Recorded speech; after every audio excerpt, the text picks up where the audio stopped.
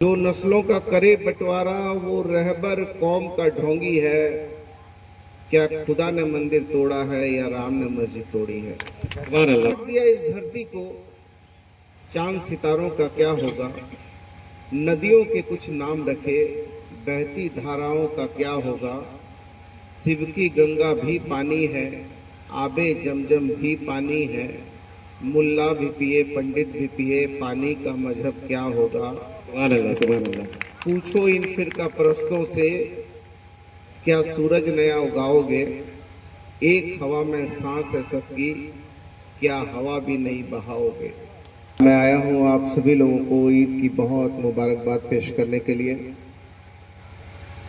और मैं समझता हूँ कि मैं बहुत खुशनसीब हूँ कि जमशेदपुर पश्चिम विधानसभा क्षेत्र का मैं खिदमतगार हूँ।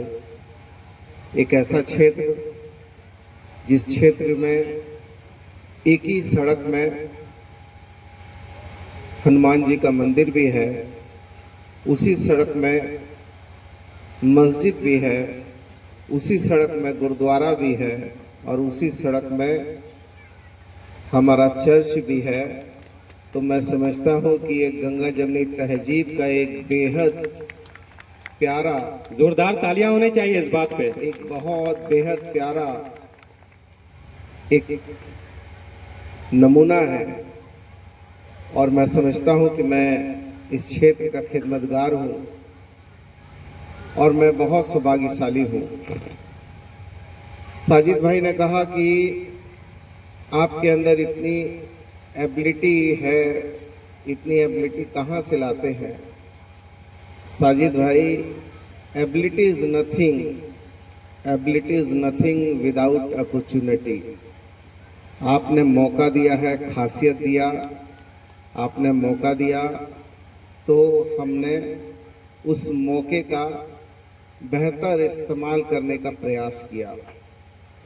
और कहते हैं कि जिसकी नीयत में खोट नहीं होता है तो इंशाल्लाह बरकत होती है, और जब नीयत में खोट हो जाती है तो तरक्की और उन्नति रुक जाती है। और मैंने इसलिए कहा कि एबिलिटीज विदाउट अपॉर्चुनिटी। उन्होंने मुझे अपने खिदमतगार के रूप में मौका दिया है, और मौका नहीं देते तो शायद मैं अपनी हुनर का, अपने जज्बा का, अपनी खिदमत का परिचय सही प्रकार से नहीं दे पाता। आपके प्रति आभार और धन्यवाद है, मोहब्बत है, ये हमारी कौमी एकता है जो पूरी दुनिया को ये पैगाम देती है, पूरी दुनिया को शांति सद्भाव का एक पैगाम देती है। और पूरी दुनिया राष्ट्रपिता महात्मा गांधी के सिद्धांत को मानती है, और पूरी दुनिया को हमने गुटनिरपेक्षता, शांति के और सद्भाव में जीना सिखाया है। मनाओ जश्न बहारा इस एहतियात के साथ कि इसकी लौ से किसी का घर ना जले। जश्न मनना चाहिए, लेकिन जश्न ऐसा नहीं हो कि उस जश्न में दीपावली ऐसी नहीं हो, ईद ऐसा नहीं हो, पर्व ऐसा नहीं हो कि उसकी लौ से किसी का नुकसान हो जाए। मैं बहुत धन्यवाद देने आया हूं, चूंकि राजनीतिक रूप से भी बहुत व्यस्त हूं और अभी आचार संहिता भी लगी हुई है। मैं कोई ऐसी राजनीतिक बात नहीं करना चाहता जो राजनीतिक बातें हमारी आदर्श आचार संहिता को प्रभावित करे। लेकिन मैं इतना जरूर कहूंगा आप लोगों से कि हम सभी लोगों को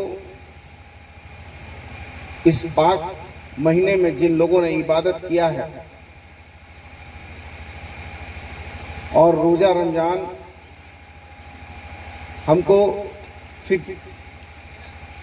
फिदरा ज़कात की एक अनूठी परंपरा भी देता है। वैसे तो हम आइन में इनकम टैक्स देते हैं, लेकिन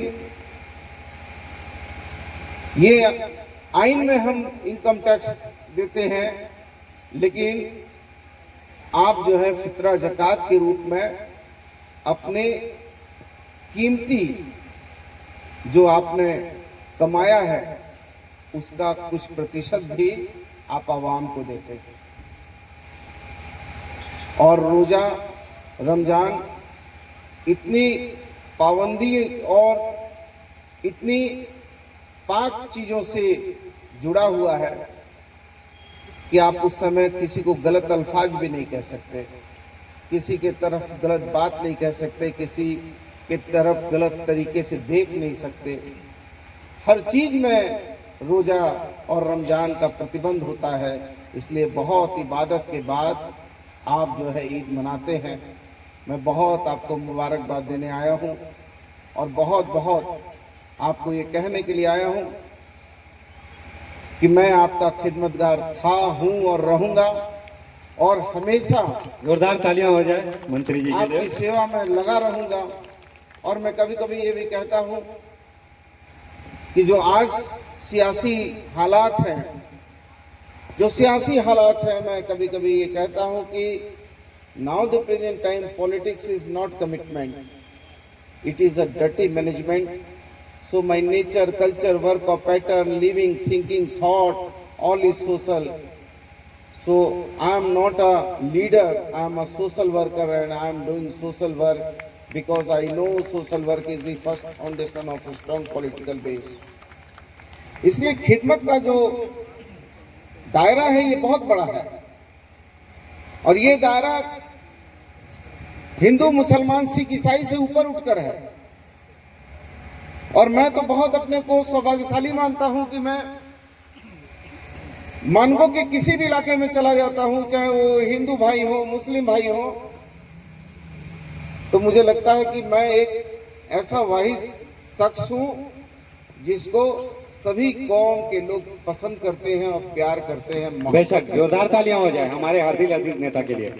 और मैंने कभी खिदमत के दायरे में कभी ये नहीं पूछा कि कौन जात, धर्म और किस बिरादरी के हो।